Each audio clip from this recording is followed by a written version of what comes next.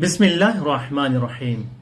इमाम अली अलैहिस्सलाम ने इरशाद फरमाया, अल हक़्क़ु मुर्रुन, हक बात कड़वी होती है, लेकिन जितनी कड़वी होती है उतनी ज्यादा असर भी करती है।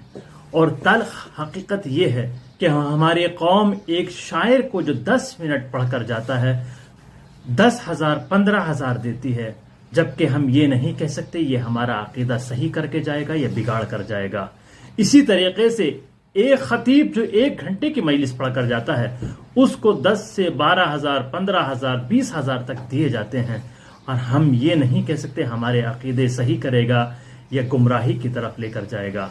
लेकिन एक आलिम दीन जो 1 महीने आपके दरमियान में मुसलसल रह रहा है, आपके बच्चों को कुरान की तालीम दे रहा है और आपको आखिरत की तरफ मुतवज्जे कर रहा है और आपके अकीदे को मजबूत कर रहा है, आप उसको 10 से 12,000 दे रहे हैं, ये इंसाफ नहीं है।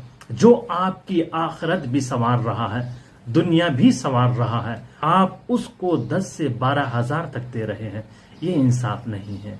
इस पर आप ज़रूर तवज्जो करें, और हमारी कौम को चाहिए कि जो मुबल्लिग आ रहे हैं उनको सही और मुनासिब हदिया दिया जाए।